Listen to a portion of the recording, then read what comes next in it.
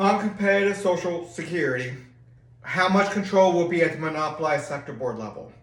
So the structure of competitive governments means you have to join one of 12, you have to, governments, and this sector deals with Social Security or retirement funding. It'd be part of the insurance sector, and they will have to manage your retirement funding. And some Social Security systems can let you manage it with them doing a mild oversight. So if you want to invest in your own investments, you can, and they will have a little bit of oversight to make sure you are not getting to be 65, 70 years old with no money, and now you have a hard time earning money because of physical or mental decline that comes sometimes with age and not being able to earn a living anymore. So we don't want people becoming a burden on society by not having having a retirement income. So every Social Security system, agency, competitive governance on that will have to have a system to make sure you have a very low percentage of people that become a burden on society. And we don't want so much control that is zero, but we want enough control that each Social Security system does not allow too much of a burden on society. And that can be done in many, many different ways. So we want every Social Security system to manage the way they want to manage. So not too much power will be at the monopolized sector board.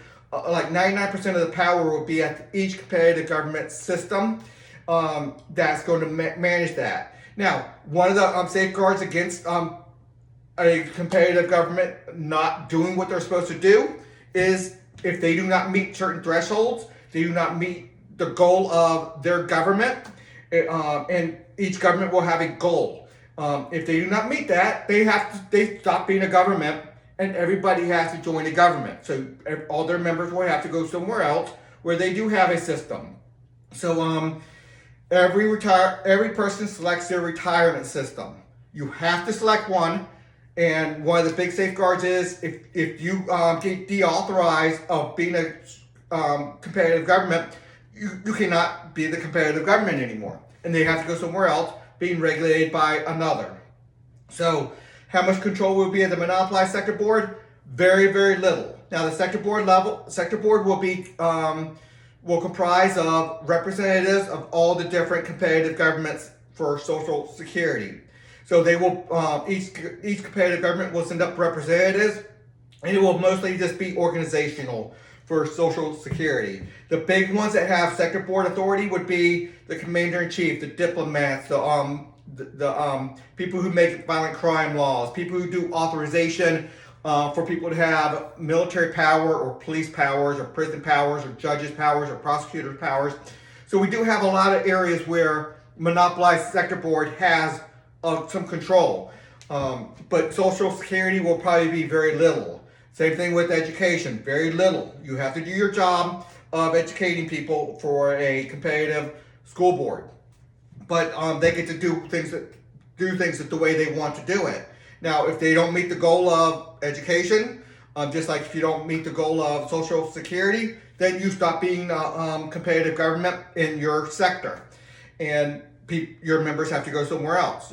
So there are controls on competitive governments. But it's not necessarily monopolized control. Now, a big part of this is a competitive rating system. What competitive government system do you want for Social Security? Well, you're going to be looking at the ratings. When you're 20, 25 years old, and you can switch anytime you want to, 30, 35, you can switch at 50, 55. You take whatever you have from one system, and you can migrate that over to another system. And that will be part of the mandates from the sector board level, let's say, is cooperation. You have to be able to take somebody's nest egg and move it over to another system. So a competitive rating system will first and foremost prevent abuse, corruption, and self-dealing. It will limit private sector harm without monopolized regulations. Most importantly, the main thing the rating system does is give high quality information from a very variety perspectives, because you've got 12 different rating agencies all thinking about things differently, going to analyze things and rate differently.